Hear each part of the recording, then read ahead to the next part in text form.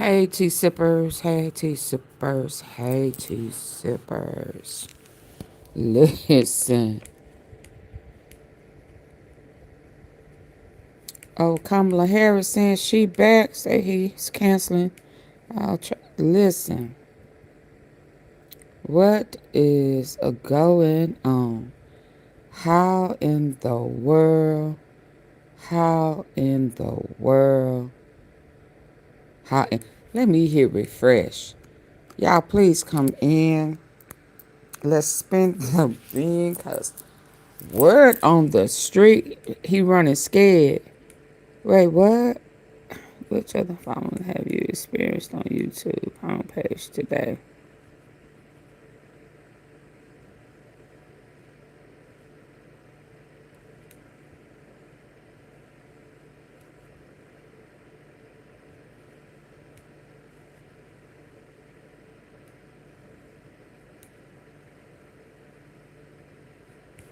I don't know, none of that makes sense. So listen, uh, they done some research on that money, and some is funny. They done did some research on that money, that what they call it, anonymous. Hey, like on my way in, perfect time, just home for work. Yay! Hey, Mrs. Tom. So listen,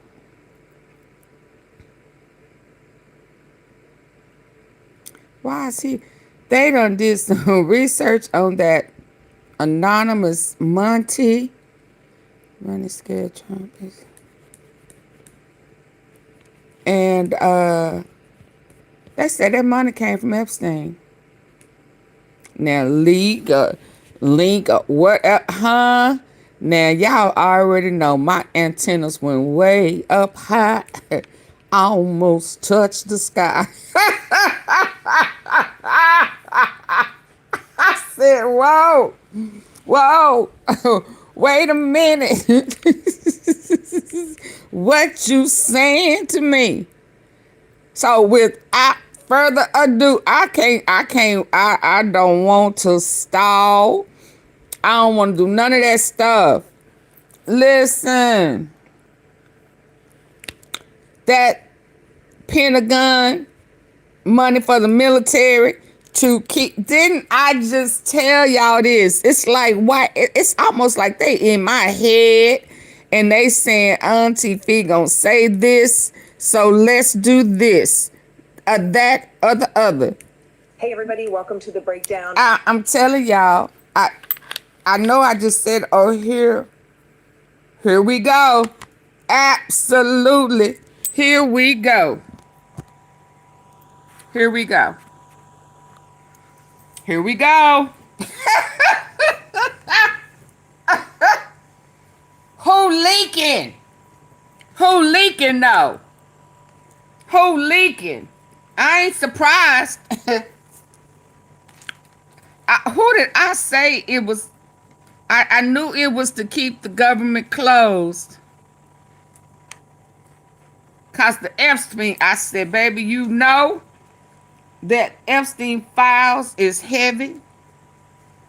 Because they are willing to send some money to keep the government shut. Didn't I tell y'all that? It's a ghost donor revealed. Y'all ready? Please come in hitting the like button. I don't care if it's 18 people in here. I need 18 likes. Don't play with me. Okay? Because I'm going to shut it down just when it's getting good. I'm Allison Gill. Let me show you how all of this unfolded for me in the last day. By Saturday morning, we all knew, because we'd heard from Trump himself, that some anonymous, wonderful, wealthy benefactor had donated $130 million to help pay the military during the government shutdown. Something, by the way, that Mike Johnson can do.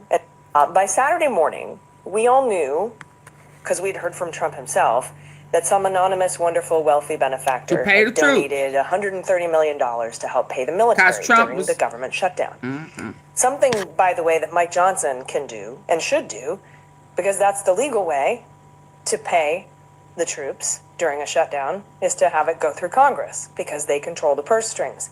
But Mike Johnson doesn't want to come back to work right now, so that's interesting. But why he don't want to come to work? Hey, Mom? Where? Why he don't want to come to work? That's the question and the problem. Why you protecting a PD? Why you protecting PD? Okay, let's go. Hold on, baby girl. On the discharge petition to release the Epstein file right now, so that's interesting. Because then he'd have to swear in Adelita Grahova, and they'd have 218 signatures on the discharge petition to release the Epstein files. So my first thought was, maybe this anonymous donor is tied to Epstein somehow, prompting him to help pay the troops so that Mike Johnson didn't have to come back to work and do it the proper way. Right. It seemed plausible that rich men associated with Epstein might do anything to help prevent Mike Johnson from coming back to work. Then I was like, no, surely not. No, that's surely so transparently stupid, even for this administration. Not. That's what I but said. But never underestimate the idiocy of weak and desperate men. Sure enough, Saturday morning, the New York Times reported that it's... Well, hold on. Hold on. Donor who gave $130 million to pay troops.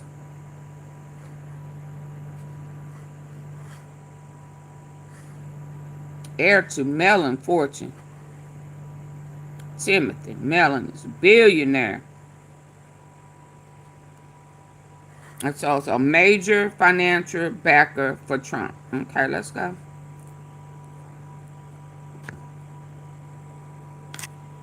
Let's go.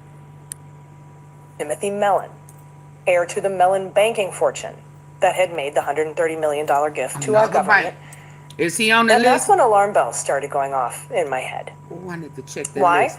Because just 11 days ago, an Epstein survivor, who's going by Jane Doe to maintain her anonymity, filed a lawsuit against Bank of America and the Bank of New York Mellon.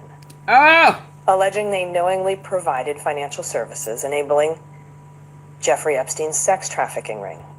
Oh my God. Oh my God. The cover-up is real. Let's go. By the way, the Bank of New York is no longer called the Bank of New York Mellon. They got rid of the Mellon about a year ago. They dropped it from their name. In an effort to rebrand, they said they wanted to simplify their image. Or maybe they want to dissociate with the name Mellon for some reason. Anyway, I digress. I searched the New York Times article. They really mad at banks then, ain't they? Of the suit against Bank of New York Mellon in connection with the Epstein sex trafficking ring. And there's nothing in there about it. Now, Reuters reported on October 15th, a woman who says she was abused by the late financier and sex offender Jeffrey Epstein sued Bank of America and the Bank of New York Mellon on Wednesday, alleging the banks knowingly provided financial services that enabled his sex trafficking operation for years. The lawsuit against BNY said the bank gave a line of credit to MC2, a modeling agency. We talked about this because one of the T-shippers said that she closed her account with Chase, one of the banks that was involved. We didn't talk about it. Okay, for the new, ones that's just coming in, I'm going to back it up a little bit. But please come in, hitting the like button. Y'all fell up in here and nobody hit the like button. Let's go. They knowingly provided financial services enabling Jeffrey Epstein's sex trafficking ring. By the way, the Bank of New York is no longer called the Bank of New York Mellon. They got rid of the Mellon about a year ago. They dropped it from their name. In an effort to rebrand, they said they wanted to simplify their image. Or maybe they want to dissociate with the name Mellon for some reason. Anyway, I digress. I searched the New York Times article for any mention of the suit against Bank of New York Mellon in connection with the Epstein sex trafficking ring. And there's nothing in there about it. Now, Reuters reported on October 15th, a woman who says she was abused by the late financier and sex offender Jeffrey Epstein sued Bank of America and the Bank of New York Mellon on Wednesday, alleging the banks knowingly provided financial services that enabled his sex trafficking operation for years. The lawsuit against BNY said the bank gave a line of credit to MC2, a modeling agency that the lawsuit said Epstein and French model scout Jean-Luc Brunel used to traffic victims. In total, Bank of New York Mellon processed $378 million in payments to women trafficked by Epstein. Brunel was arrested in December of 2020 and was, found dead in his jail cell in 2022. That's according to Parisian prosecutors. Now, Representative Jamie Raskin also issued a statement about this lawsuit. Quote, new lawsuits against Bank of America and BNY Mellon allege their systematic failure to report suspicious activity around Jeffrey Epstein's sex trafficking operation, causing massive harm to victims. A week before these filings, we demanded this very information, asking why banks, for years, processed $1.5 billion in Epstein-linked transactions without flagging them and filing reports that are required by law. We stand with survivors in exposing the truth about the enablers and co-conspirators of this decades-long international human trafficking ring. So it's also interesting that Donald Trump mentioned multiple times that the donor didn't want to be identified. This is from the BBC. Trump had previewed the donation on Thursday while also declining to identify the donor, saying, quote, he doesn't really want the recognition. Before leaving for Asia on Saturday, Trump told reporters at the White House that the donor is a great gentleman, a patron, a patriot, and a wonderful man who doesn't want publicity.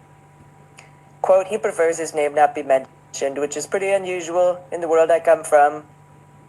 In the world of politics, you want your name mentioned. Boy, you're talking about his anonymity an awful lot, Mr. Trump. Trump also kept pushing the point that this was to help pay the military. But $130 million amounts to about $100 per service member. One-time payment.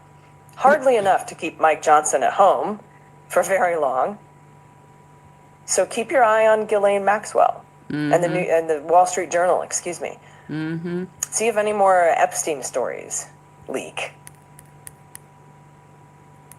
And whether Trump will pardon her for her silence amid these hundreds of millions of dollars in donations in the name of the military, or his ballroom, which is, I'm pretty sure, nothing more than a slush fund laundromat for bribes, but I digress.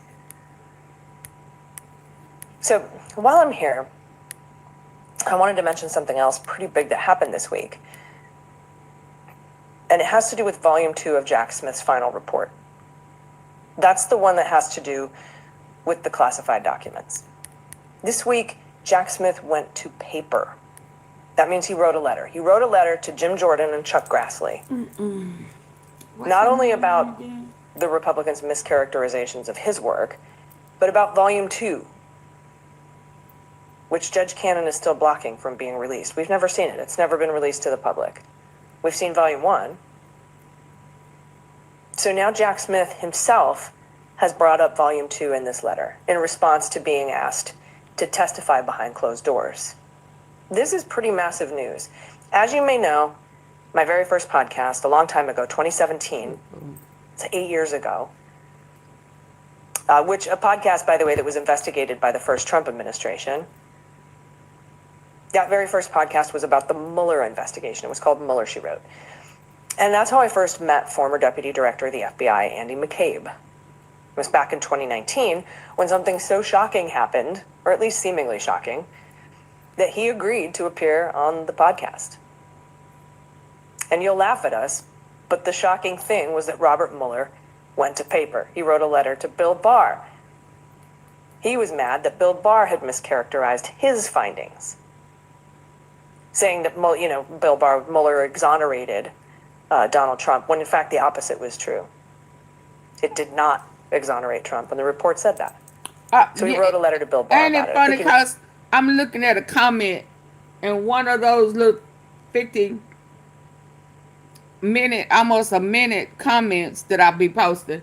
Some silly rabbit, Vivette Simpson, to my Trump isn't implemented. Ain't they crazy? They just, these people are foolish in the head. I'ma say this, Simpson, Bart Simpson wife, stay away from that Kool-Aid.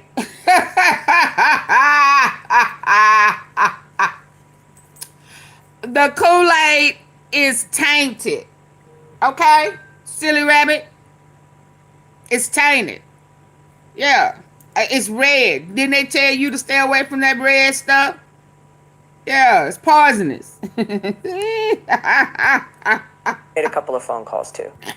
And as much as we joke about Trump, it did not exonerate Trump, and the report said that. So he wrote a letter to Bill Barr about it. I think he made a couple of phone calls too. And as much as we joke about strongly worded letters, back then, and in general, it's unheard of for a Department of Justice employee to put on the record, on paper, that they disagree with the Attorney General. It was so unusual, Andy McCabe made an appearance on the Mueller, She Wrote podcast in 2019. It's called Mueller Goes to Paper. It's out there. You can listen to it if you want. So years later, I would end up hosting a podcast with Andrew McCabe about the next special counsel investigation into Trump by Jack Smith. The podcast was called Jack. Jack Smith was appointed in November of 2022. He indicted Donald Trump in 2023 in two cases. One for Trump's attempt and his role in overturning the 2020 election results, and one case for his unlawful retention of classified documents under the Espionage Act and the subsequent obstruction of justice in that investigation. And Jack Smith had two trials on the calendar ready to go well before the election. The January 6th trial was scheduled for March 2024. The classified documents trial was scheduled to go in May of 2024. But as we all know, Trump filed a motion to dismiss both of the cases, especially the January 6th case. He filed to dismiss that case on immunity grounds. Presidents have absolute immunity. It's unreviewable. And the Supreme Court, the oligarchs on the Supreme Court, not only took the case, they sat on it and delayed it for as long as they possibly could. They scheduled oral arguments for the very last possible day they could have oral arguments in that term. They announced their ruling on the very last possible day you can announce a ruling. Yeah, I played that model in 2024. It was July. All told, to put about Elaine on the record, on paper, that they disagree with the Attorney General. Melania. It was so unusual, Andy McCabe made an appearance on the Mueller, She Wrote podcast in 2019. It's called Mueller Goes to Paper. It's out there. You can listen to it if you want. So years later, I would end up hosting a podcast with Andrew McCabe about the next special counsel investigation into Trump by Jack Smith. The podcast was called Jack. Jack Smith was appointed in November of 2022. He indicted Donald Trump in 2023 in two cases. One for Trump's attempt and his role in overturning the 2020 election results, and one case for his unlawful retention of classified documents under the Espionage Act and the subsequent obstruction of justice in that investigation. And Jack Smith had two trials on the calendar ready to go well before the election. The January 6th trial was scheduled for March 2024. The classified documents trial was scheduled to go in May of 2024. But as we all know, Trump filed a motion to dismiss both of the cases, especially the January 6th case. He filed to dismiss that case on immunity grounds. Presidents have absolute immunity. It's unreviewable. And the Supreme Court, the oligarchs on the Supreme Court, not only took the case, they sat on it and delayed it for as long as they possibly could. They scheduled oral arguments for the very last possible day they could have oral arguments in that term. They announced their ruling on the very last possible day you can announce a ruling in 2024. It was July. All told, about a 7-month delay just to grant him immunity. And by the way, with the caveat that there would be another year or two of litigation over exactly what parts of the case were subject to presidential immunity that would be decided by the Supreme Court themselves. So not only does the president have immunity?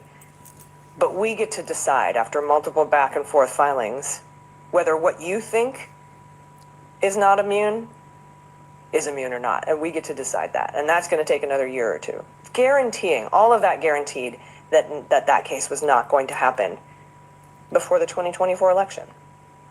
Now, stunningly, in the documents case, Judge Cannon, a Trump ally and appointee, as we know, created a secret docket using email and helped Trump stall that case at every single turn.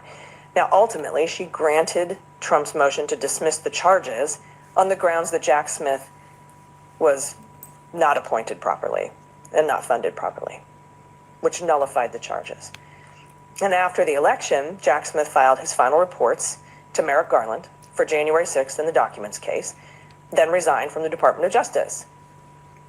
But not before saying he could bring these charges again in the future, because Trump's election as president would only pause the statute of limitations. It would hold it, because you can't indict a sitting president. You can't prosecute a sitting president. So that would pause the clock on the statute of limitations. Now, that idea has not been litigated in court yet. I doubt the Supreme Court would let you. But it could be litigated if Democrats win in 2028 and appoint an attorney general that would be willing to reanimate this case and litigate as to whether or not it could be brought again, because Trump's term as president paused the statute of limitations. Otherwise, the statute of limitations would be long expired. Mm-hmm. But the judge in the January 6th case, Judge Chutkan, this is also why they plotting to make sure he tried to get another release of term. Volume 1, the January 6th report. So Merrick Garland released it. But Judge Cannon did block the release of Volume 2. And she continues to block it to this day, even though the cases are long over. So I've been worried about what would happen to Jack Smith's work, his files, and Volume 2 after Trump won. Maybe Trump would sweep in and destroy all of it. Because I know that you will all remember Democrats in the Senate were asking for Volume 2 of the report when they were considering Kash Patel for FBI director, because he's in there. He's in that Volume 2 report, Volume 2 of that report. So we all kind of figured that any hope of seeing Volume 2 was lost because the DOJ refused to hand it over for advice and consent on Kash Patel. I wondered if it even still existed. Maybe it had been destroyed. But this week, Jack Smith mentioned it in a letter.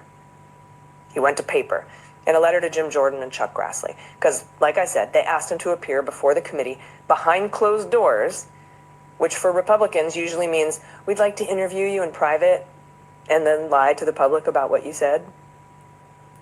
And Jack Smith knows that. So his attorneys wrote a letter saying, we'll testify in public on a couple of conditions. Here's the letter. We have received Chairman Jordan's October 14th, 2025 letter and are aware of Chairman Grassley's interest in testimony from our client, Jack Smith.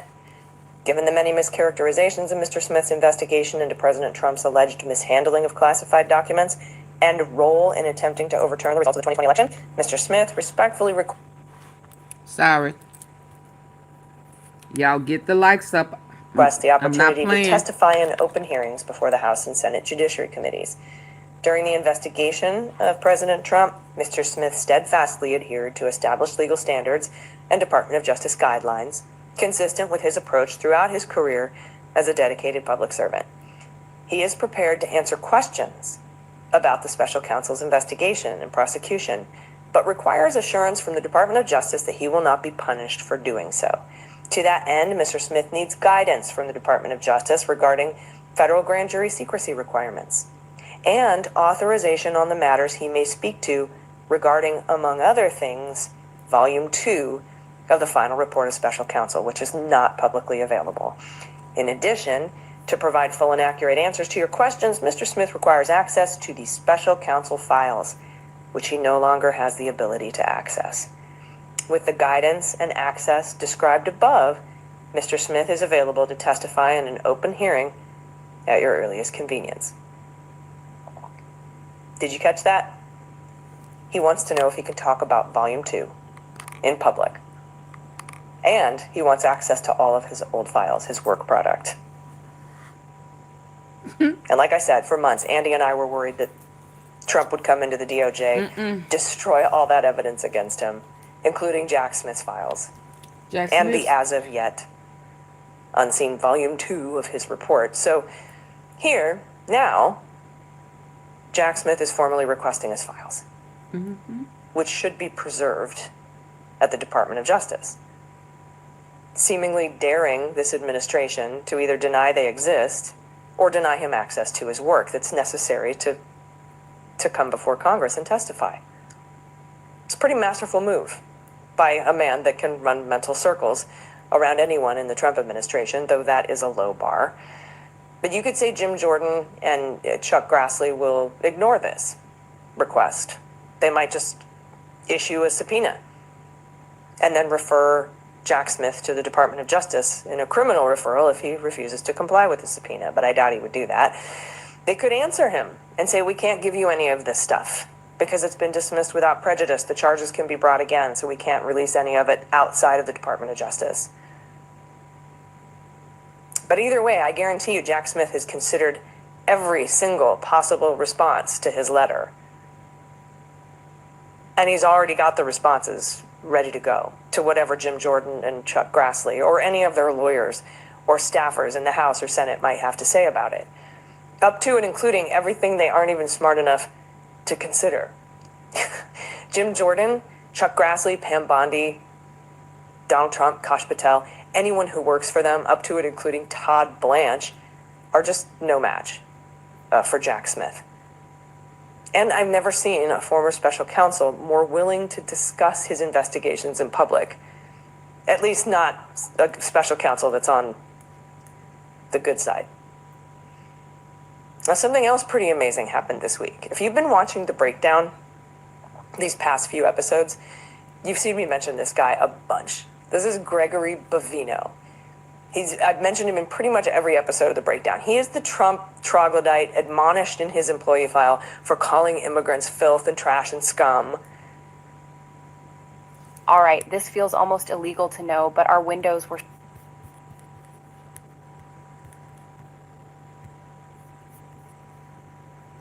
invasion, MacArthur Park, that whole thing. Now he's in charge of Chicago's Midway Blitz. This is the guy who lied in court saying he witnessed somebody hit an ICE agent when the video actually showed the ICE agent hitting the person, and the jury took an hour to acquit that guy.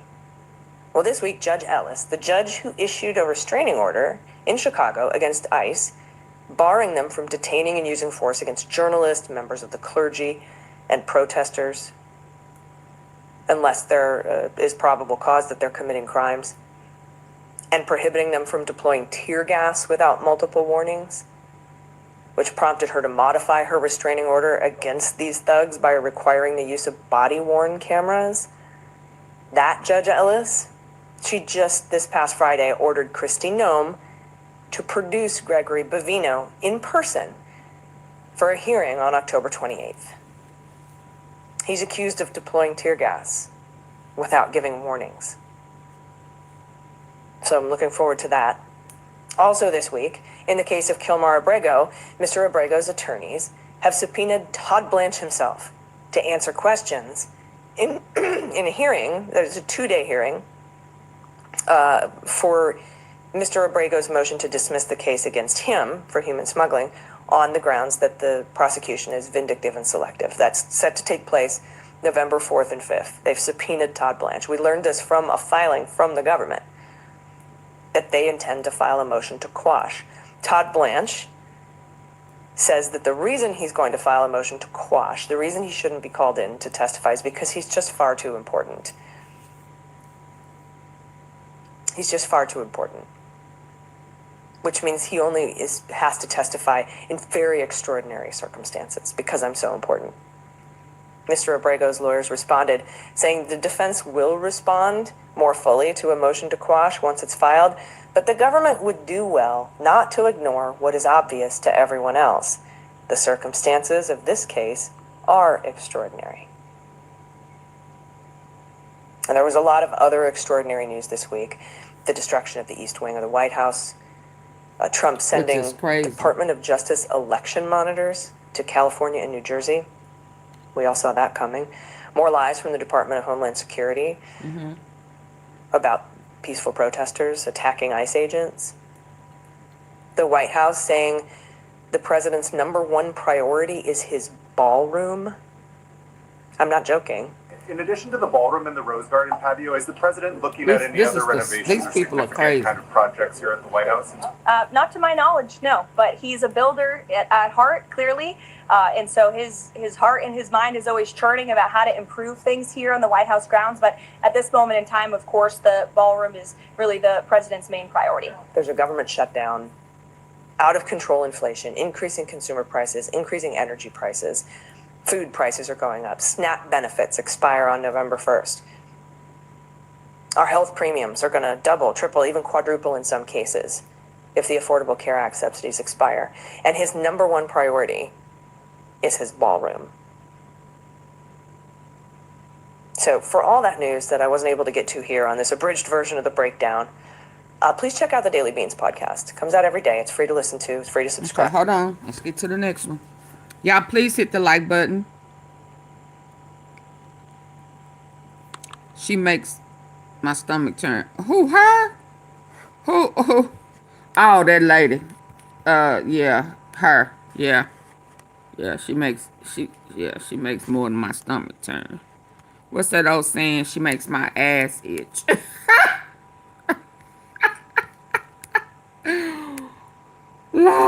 Lord. Yeah. Her, both of them White House spokespeople. Hold on. The walls.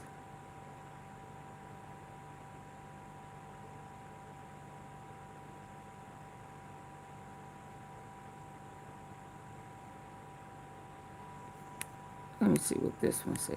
Hold on. Let's go. Sound too low? Here's how to fix it. Open Power Sound. Instant volume boost up to 600%. Boom! Watch how... Have you raised the full $300 million needed to fund your ballroom? And how much specifically are you donating to this construction raised, project? I think, $350 million. All donor money and money that we put up, we've raised. It's going to be, it's going to cost right in the neighborhood of $300 million. It's been expanded and made absolutely. It'll be the most beautiful ballroom anywhere in the world, I think. And how much specifically are you donating to it personally? How much am I donating? I won't be able to tell you until I finish, but I'll donate whatever's needed. I'll tell you that. After you done stole he's the a big money. donor, big charity guy, loves to donate money. Also, the beginning of that video is him saying they've secured it. And then at the end he says, I'll give whatever I have to. Why do you have to give anything if you've already got the money? 26. And also now it's $300 million, but they've raised $350 million. They originally said it would cost $150 million.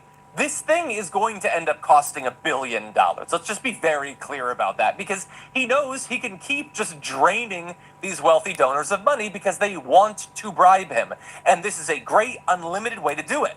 They can't donate, like, let's bring up the list of He's donors. not planning How do on you leaving. get to $300 million? Well, you do it with some rich people, like the Hold on. Winkle of Austin. Hold on, let's get to this list. Let's see. These donors. Let's see if we see Millen. Yeah, let's see. Now y'all know them banks.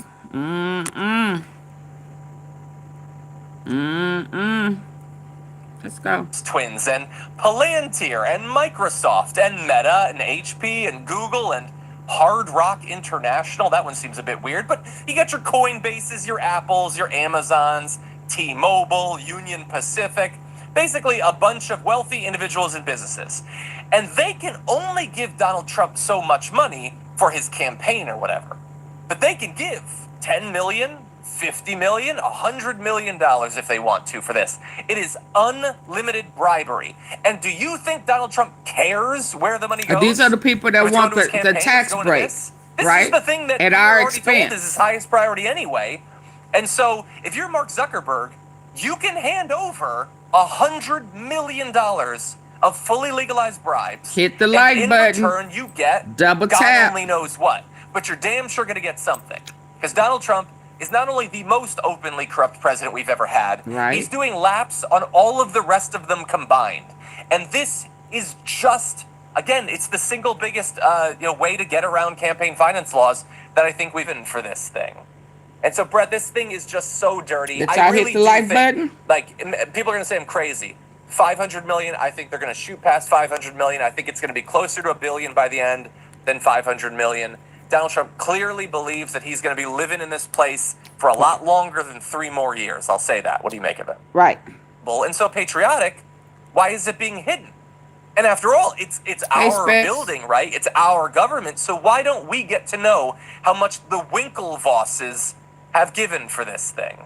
And so, Brett, this thing is just so dirty. I really do think, like, people are going to say I'm crazy. 500 million, I think they're going to shoot past 500 million. I think it's going to be closer to $1 billion by the end than 500 million. Oh, Donald y'all Trump buffing clearly now? Hit the believes like he's gonna button. be You living won't in have this to place buff. for a lot longer than 3 more years. I'll say that. What do you make of it? Like, it's so obvious. Everything about this is So obvious. wildly obvious. Openly obvious. And what's worse is it's a fancy ballroom. Like, it's so on the nose. You can give unlimited money to Donald Trump for a vanity passion project. And already he's like ended investigations. He's deregulated industries for his donors. He's given ambassadorships to randos who donated to him and have been friends to him. He has essentially, and even in this process, you know, he's going to give giveaways to whatever contractors he hires.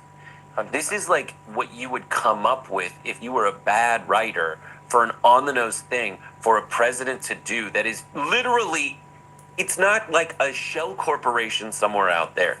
It's the Trump wing of the White House. And not just so he can have a thing to like do some to do business or like have money. It's so that people can meet and party in a place you're not invited to, so they can glad hand each other and come up with new ways to give each other stuff. Yeah. And what's worse is the people. I also say it's another way for them to have those auctions for trafficking. That picture popped up in my IG again, where all those little kids was in there and all those trifling. Shout out to the Cowboys for attempting. Oh wow, no, I got it backwards. Shh, rewind that. Act like I didn't say that. Yeah, but that popped back up into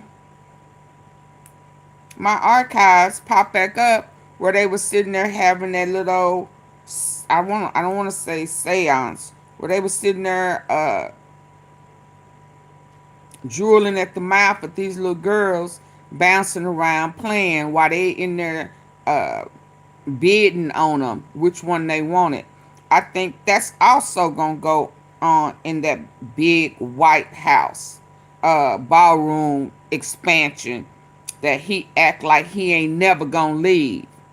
But that's what he said when he asked the people to vote for him one more time, when he asked the Christians to vote for him one more time. Please don't ever forget that, okay? I'm trying, warning, disturbance. Yeah, I'm trying to get to it and show it to y'all real quick. Hold on. And while they still getting these different mega guys to come eat, those cankers won't make it. Yeah. That this one right here. That keep getting arrested. Yeah, I can't play the music. But just so y'all get a drift of what I'm talking about. This one right there. Can I make it bigger? It won't get bigger. Where they got them little kids in there. Hold on. Dancing around, bouncing around while these men are behind them. Watching them. Oh, did it stop? Come on. Yeah, I remember that.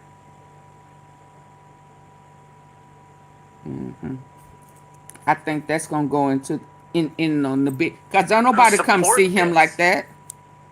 could have used 100, 200, 300 billion dollars of help. $300 million of help. Like Obama played golf. I don't think I should pay for that personally. I think he should play golf when he's done with being president. I think they all should play golf when they're done being the president. But like, I heard the ballroom this is is being built this is a Trump for real estate and project. they're gonna have a bunker up under and there. every real estate project balloons and grows in how freaking expensive it gets. Yeah, so that mean they're building tunnels. I just don't like with this one. I don't know what to say with our or do taxpayers' in this money. scenario, especially because all these other people who do support him are like, "Yo, dude, like I think." And that banking people. I don't know. There's all these secret and bits of corruption Epstein. in the deep state where we need to go into the basement that doesn't exist. Still of working, the pizza still parlor, playing. so we can find out where the corruption is and the horrible stuff. Meanwhile, Donald Trump is hiding the Epstein files and glad-handing billionaires like the frickin' Winklevosses so he can build a giant wing on the White House to do more corruption in. Absolutely. Yeah. Absolutely. And I mocked the very concept of right-wing populism, the idea that he was a populist, and some people thought I was crazy, but this is what it is in practice. Absolutely. That's what's going on. Hold on, since y'all not getting the likes up, I think one more. One more. One more. I already sitting here.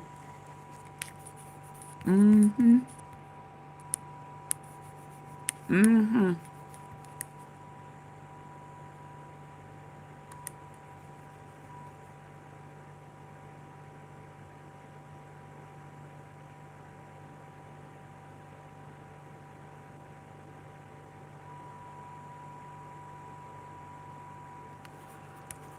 Okay, hold on. Let me see.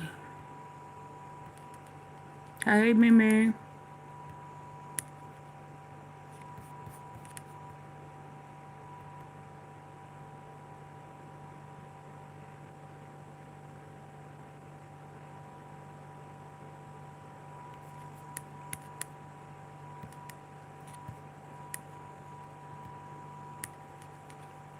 Have you ever wanted to see your home from space? With Nope. this free satellite Earth Maps tool, you can zoom right down to your exact...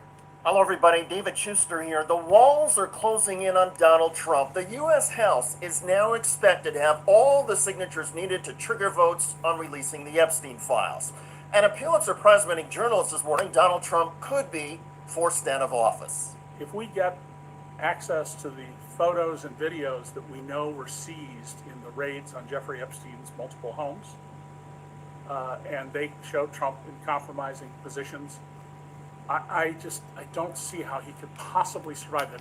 That is David K. Johnston, who has won multiple awards for investigative reporting. The graphic Trump photos he is referring to include several that Epstein showed to journalist Michael Wolff. Oh, And I remember very vividly Come on, three Wolf. of them. There are two in which Trump is, the girls, topless girls, are sitting on Trump's lap. And then a third in which he has a stain on the front of his pants. And the girls are kind of pointing at it, sort of bent over, laughing. And those are just some of the photographs. There are reports that Epstein kept other pictures of Trump, as well as videos. And everything Trump, in Epstein's he safe too was vain seized for that. by the FBI during a raid in 2019. Lawsuit evidence against Epstein has already been publicly released, showing a I don't bawdy think so. birthday greeting allegedly signed by Trump. But friends of Epstein believe I don't think that they were you talking about a fake unaliving like Epstein and all them other people. Yeah, and then he'll be over in that foreign country where he's building. Yeah, no, I don't think he gonna actually do it though. Now he may do a fake out. Yeah, but he said that the last time, and you saw he had to get walked up out of there. Because them same armed forces that is walking other people are going to have to be the same ones. Because it will be under, at that point, a new administration.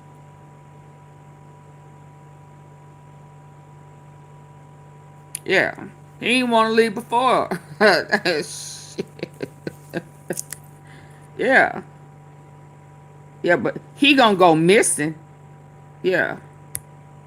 Epstein has already been publicly released, showing a bawdy birthday greeting allegedly signed by Trump.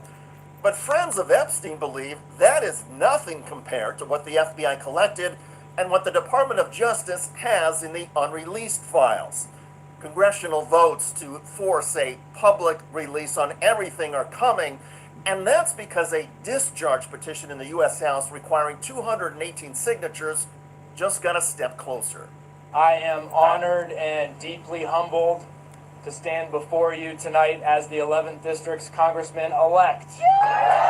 James Walkinshaw just won a special House election and has now signed the Epstein discharge petition. Oh, Lord. The final signature needed is expected Here, soon troll. following I'm a trying to special see congressional what his election next move in a gonna heavily be. Democratic district in. Yeah, I got my eye on him, Mrs. Tom. I'm trying to see what his next move gonna be.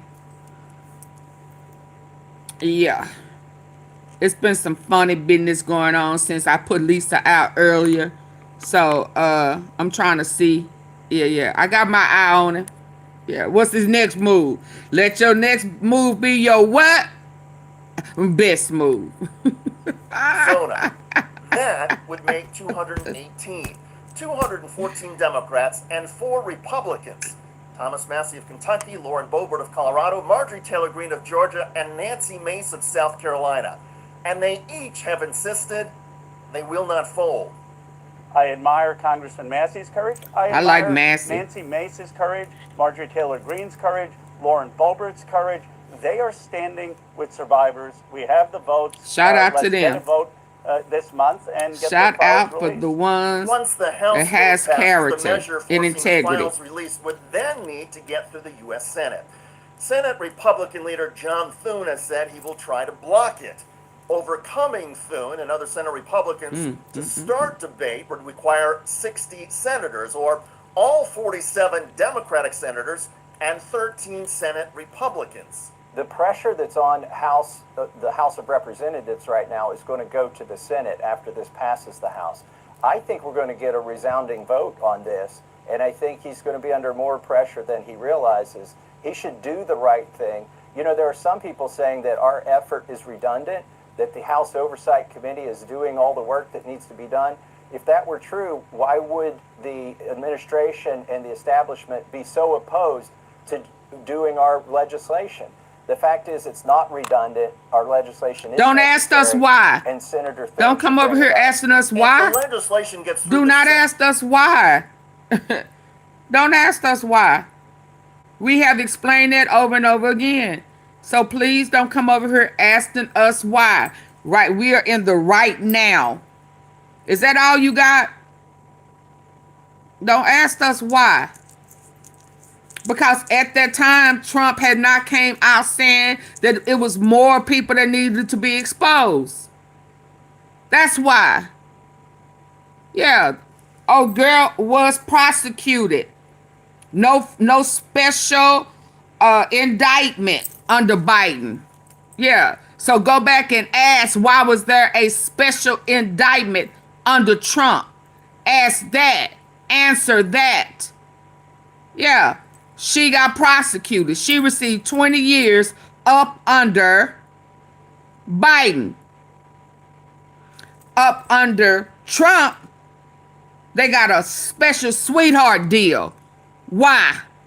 Now, answer that. And if you can't, then shh, be quiet. You disturbing the show. Let's go.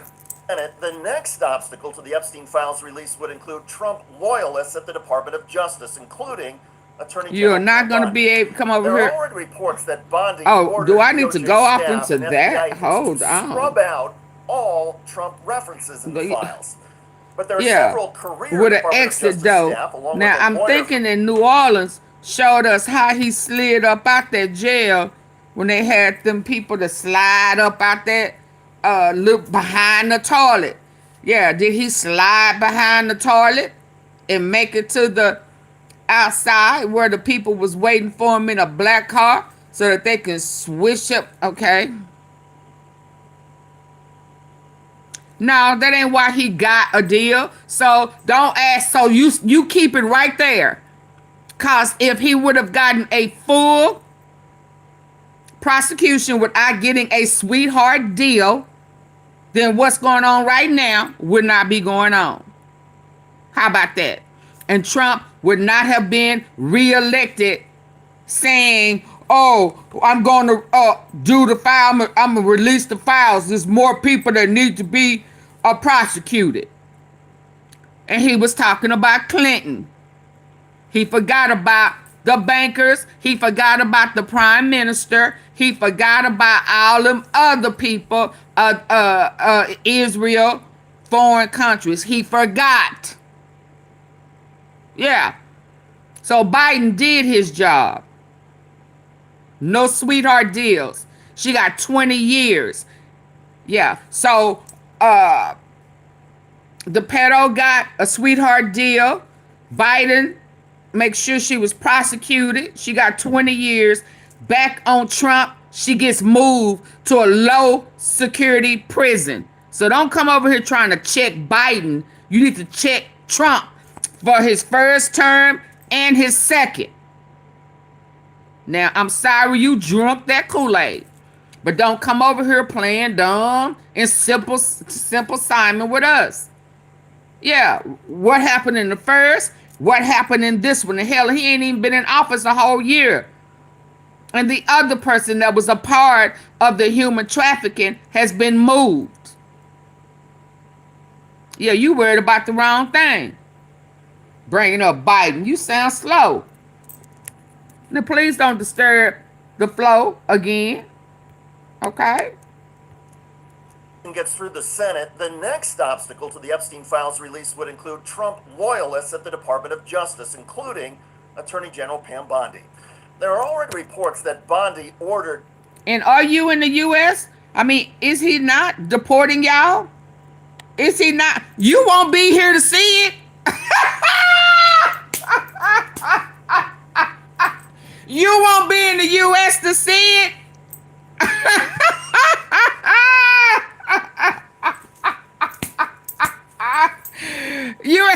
You don't realize that yet? Oh, you don't think he coming for you? Oh, it mean that to everybody except you.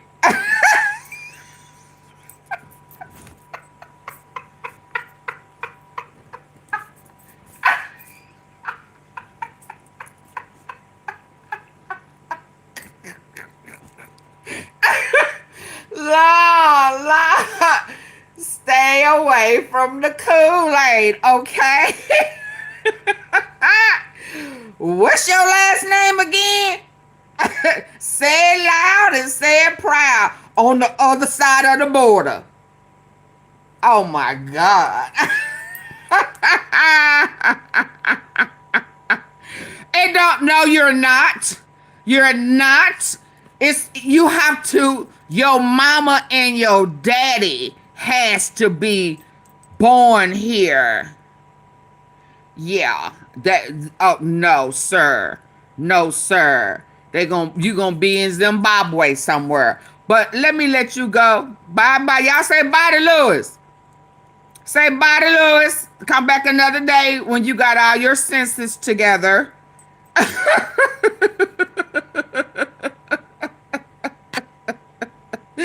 Why you over here deflecting? No deflecting. Let's go. DOJ staff and FBI needs to scrub... is necessary, and Senator Thune should bring it up. If the legislation gets through the Senate, the next obstacle to the Epstein files release would include Trump loyalists at the Department of...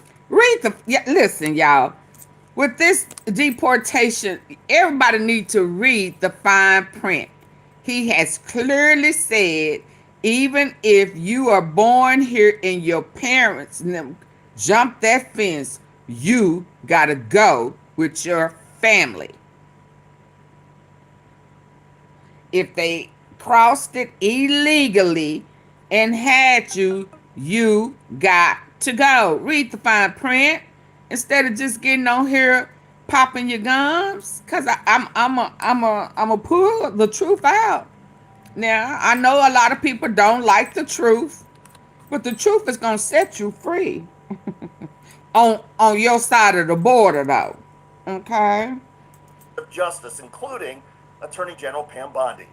There are already reports that Bondi ordered DOJ staff and FBI agents to scrub out all Trump references in the files.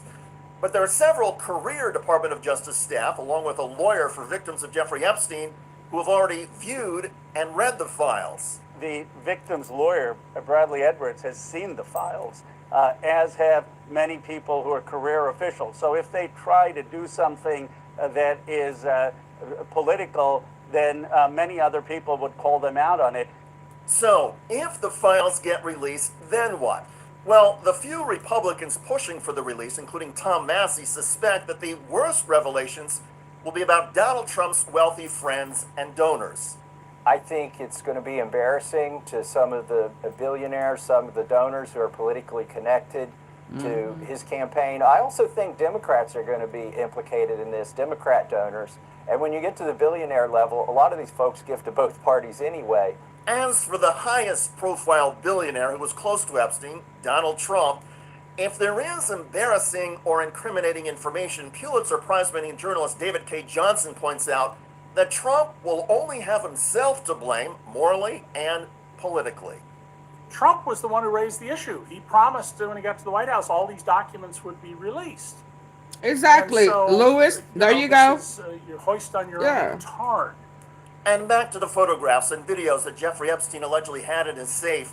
The inference from these materials is that Donald Trump had sex with girls who were younger than 18, girls who Epstein had trafficked and who were forced to submit to Donald Trump and others.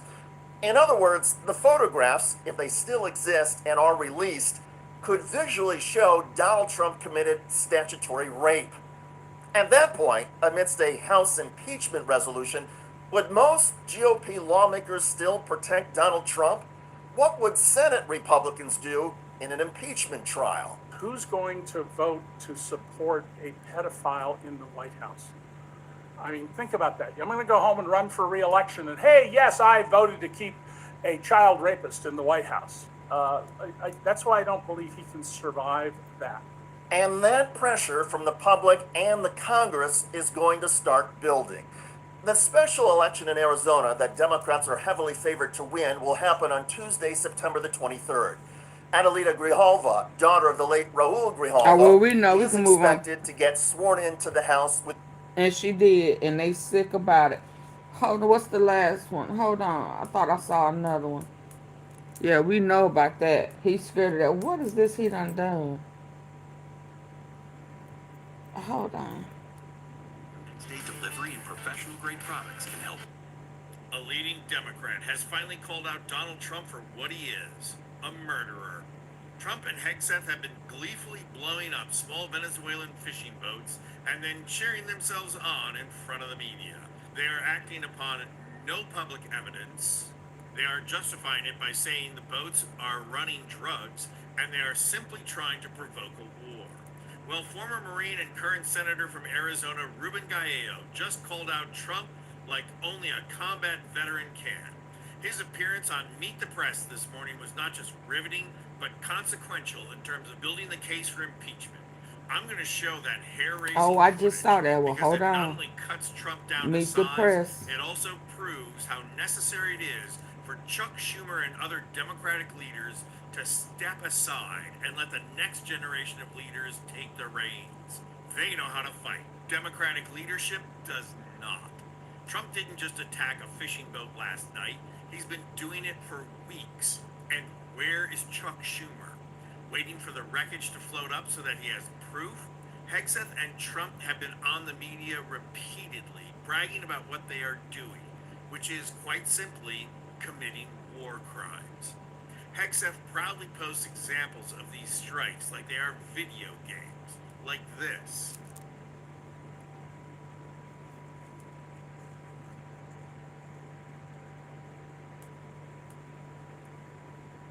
And then here they are justifying their actions.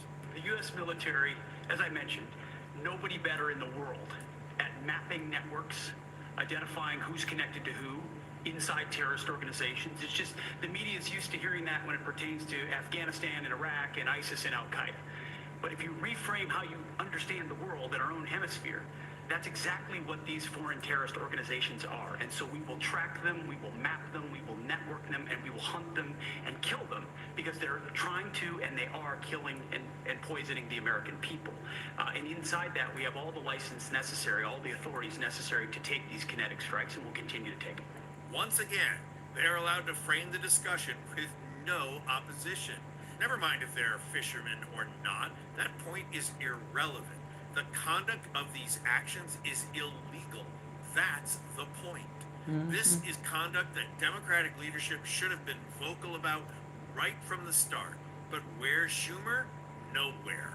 In fact, who's the first person to speak out? Republican Senator Rand Paul. It's amazing. You don't think anybody in the Caribbean is using drugs?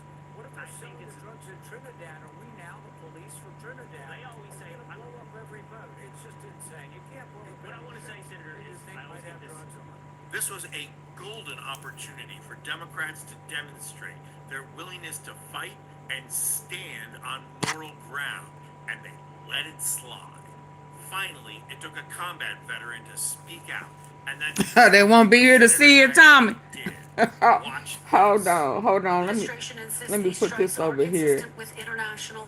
Hold on, let me bring. Won't be here to see it. I don't know why they come over here playing with me like I'm not gonna tell it like it is. I'm gonna tell it like it is, and they are not going to like it. Now where is this at? He was.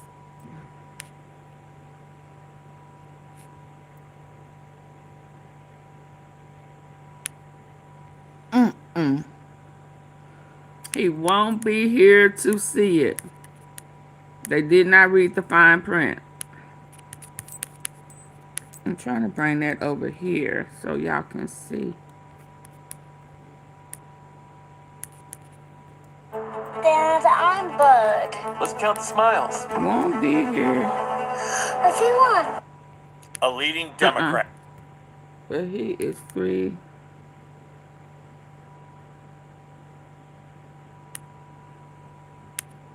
Here. Fight and stand on moral ground, and they let it slide. Finally, it took a combat veteran to speak out, and that's exactly what Senator Gallo did. Watch this. Administration insists these strikes are consistent with international law. Do you agree with that? No, it's murder.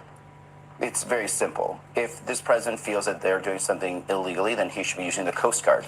If there's an act of war, then you use our military, and then you come and talk to us first. But this is murder. It's sanctioned murder that he is doing that. And it's very simple for someone like him to talk about killing people or doing something in the name of war. He's never actually served. He's never actually pulled a trigger. And it's very dangerous what he's doing, both to our international relations, to our friends down in South America, and to these men and women that have to make these calls for a president who has zero understanding about the responsibility someone has when it comes to having to make life and death decisions. It's disgusting what he's doing. And just like that, Senator Gallo cuts through all the crap and makes it clear. This is illegal action. He also makes it clear that this is what happens when a draft dodger tries to play warrior. Most importantly, however, Senator Gallo is laying the foundation for impeaching Trump and his enablers. He is serving notice to tough guy Pistol Pete that he's next, if not first. At this point in time, there are a number of Senate Republicans willing to impeach Hegseth. The job for Democrats now is to get behind Senator Gallo and keep denouncing these attacks. They are just another prelude to keeping power in 2026. I'm Anthony Vincent Gallo for Occupy Democrat.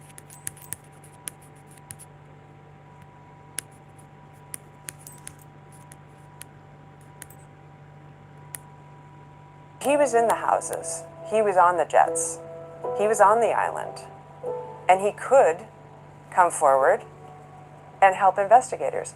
Somebody said to Prince Andrew, enough is enough. And that's a step in the right direction. My sense of King Charles is he's always been a very decent man. I'd be thrilled if you'd read it. You're in no doubt about the claims that she makes about Prince Andrew not just knowing her, but abusing her. I have no doubt. Amy, thank you very much for joining us, talking to ITV News about this very remarkable book, a survivor's memoir, a posthumous survivor's memoir. It's 6 months since Virginia took her life, and she defined this book in a way by saying if it helped one survivor, it was worthwhile. So I guess by that definition, she and therefore you would regard this as a success already. Well, you know, we're just at the point where readers, average people, are about to be able to read it tomorrow. 10%. Is when it actually comes out. Oh, I don't And want I to hear think that's this. when we're really going to see whether it. Well. Yeah, no, this is. Well, I know her brothers and their wives pretty well at this point. They were very helpful. It's when it's shut down because the lights ain't up. And I'm not going to get the backup.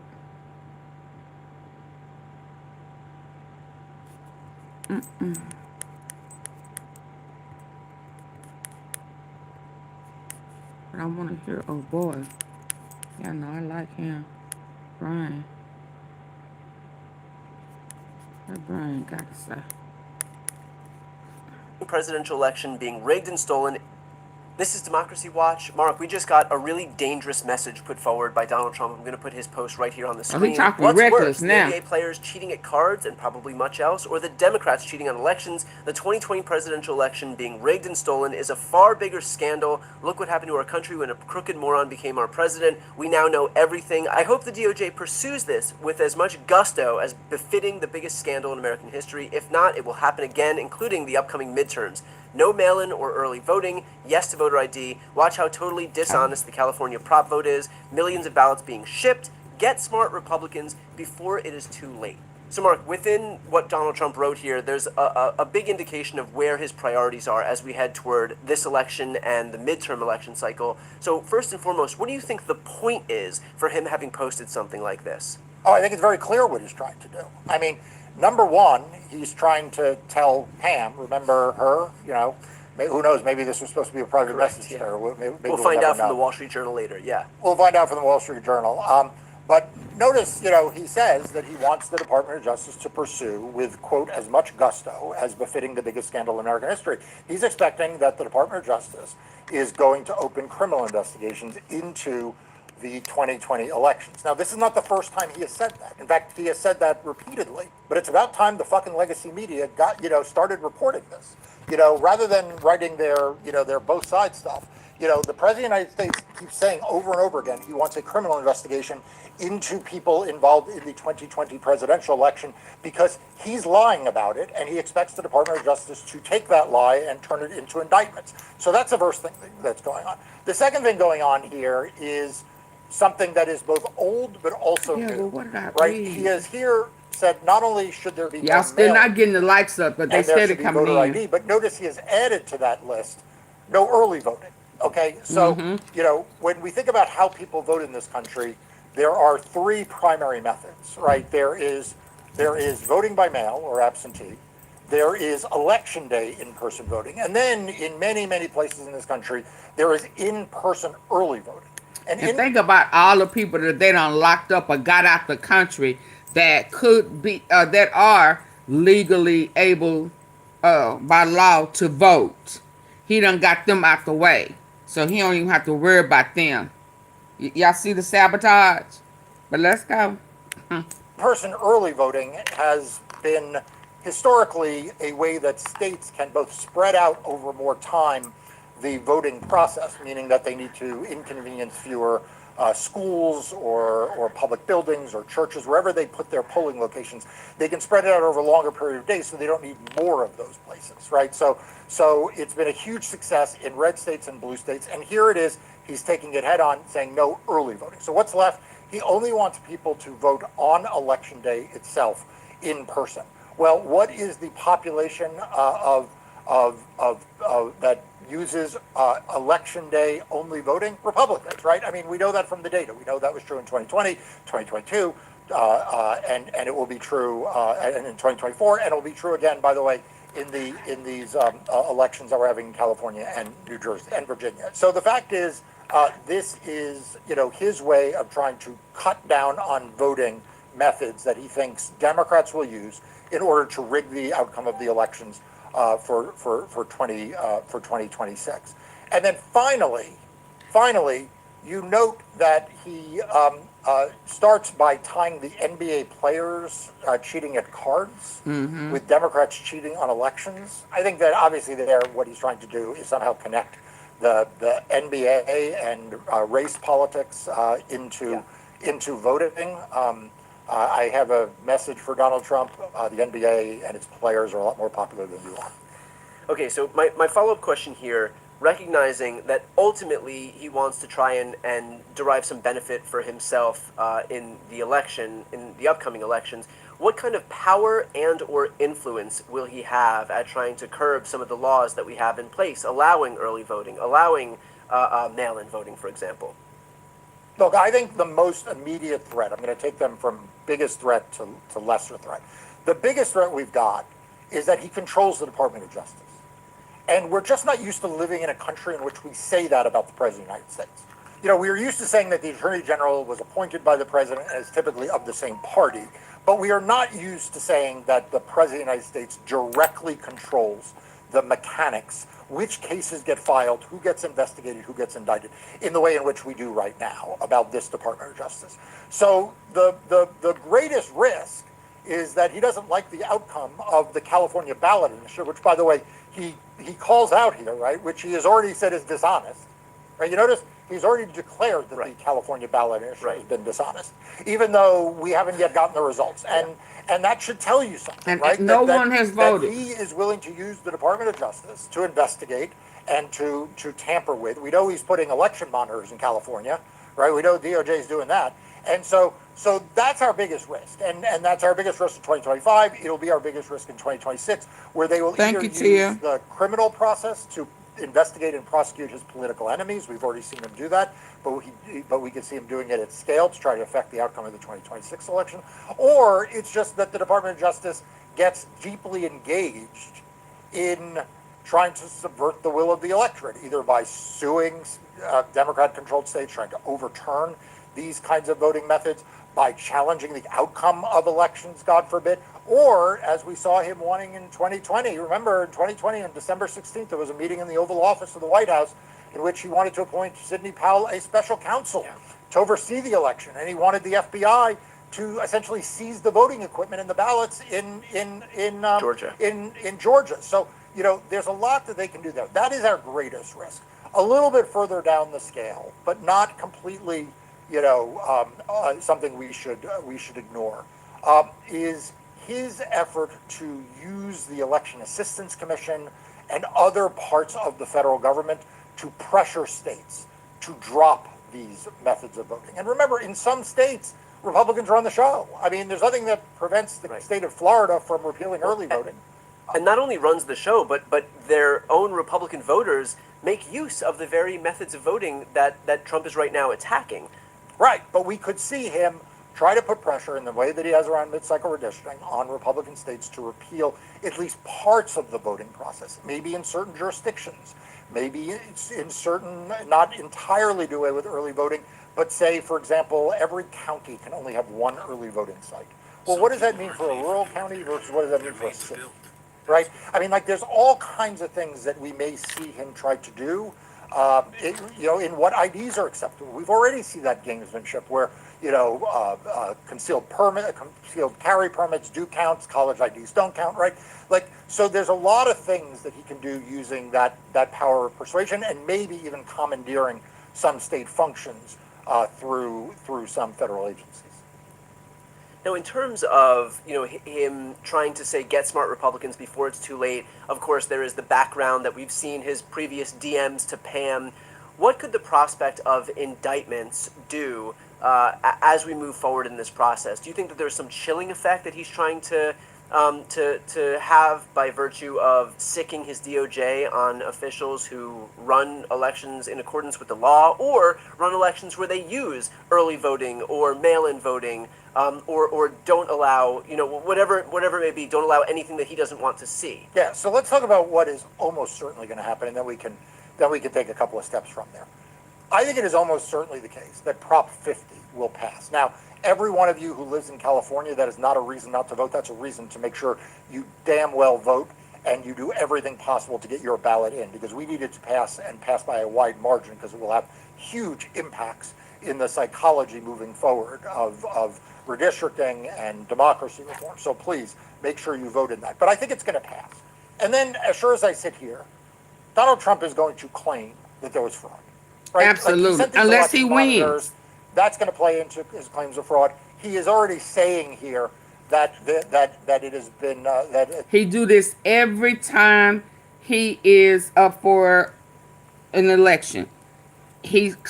Unless he wins, then it's not a fraud. It's not bogus. So why is it not rigged when he wins? Oh no, that ain't rigged then.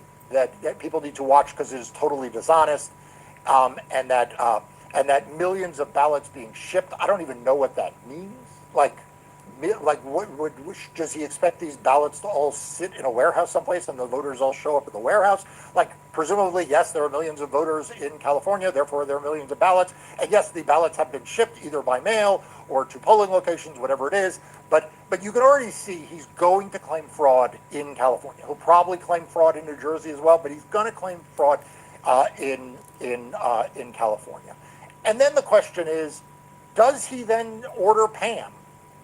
Hey, Pam, I hear that there was fraud in California, and Newsom and Schiff and Pelosi and, a player to be named later, is responsible, and you need to prove to everyone that we're not going to stand by this. You need to indict them, right? Like, I mean, that I don't know he's going to do, but it would not be out of the question for him to do that. Right. And so what does it mean for election officials if they see that if you run an honest election, Donald Trump is saying you should be investigated and indicted? I mean, he's saying that about 2020.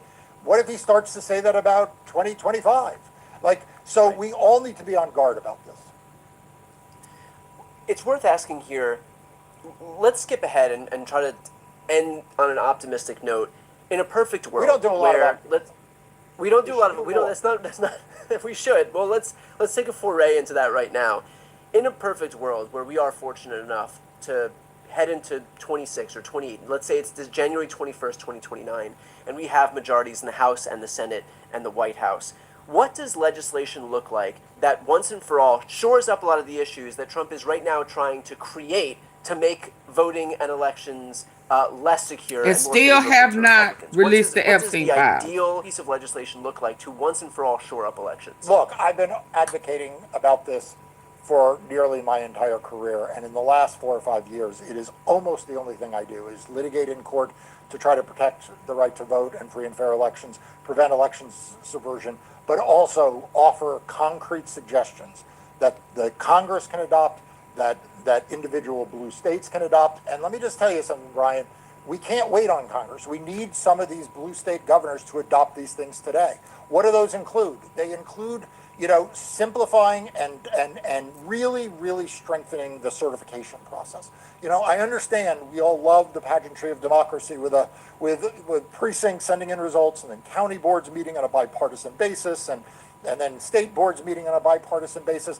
These bipartisan processes are being weaponized. We have seen what Republicans can do to try to undermine certification. We need to all revisit the certification process and make it absolutely clear that this is not an opportunity to subvert election results. This is an opportunity to ratify what the numbers say. That's number one. Number two, we need to harden the system of voting against claims that ballots of lawful voters shouldn't count. What do I mean by that? Too many states have these traps for the unwary. California still does signature matching. And I got to tell you, no Democratic state should be signature matching their mail-in ballots. I know this is not popular. They're going to get hate mail from people in California and certainly from Colorado, Oregon, and Washington State. But it is junk science what is used to match people's signatures. And every election we are throwing away hundreds of thousands of ballots from lawful voters. But you know what else we're doing? We're giving Republicans a tool to claim even more votes should have been thrown out. And we need to just simplify and enfranchise voters. And one of the biggest ways we can do that, something that I'd call on every blue state to do, is pass a simple law that guarantees every citizen of their state a right to vote and have their vote counted, and not allow those ballots to anyone's vote to be denied, whether it's at the level of registration, whether it's showing up at polling place, or whether it's mail-in voting, unless the state is able to prove on their burden that the vote is somehow illegal or the voter was ineligible. The tie needs to go to the voter, and we need to stop prioritizing these antiquated processes that, like I said, Republicans have used to go after voters. I can add to that, doing away with, by the way, voter challenges. No one should be allowed to disenfranchise you because they don't think you should be allowed to vote. If the state, we have to deal with state voter purges, another thing states could tighten up, but we certainly should not allow third party right-wing voter challenges by vigilante organizations. We'll leave it there. Obviously, for everybody watching, you can see the extent to which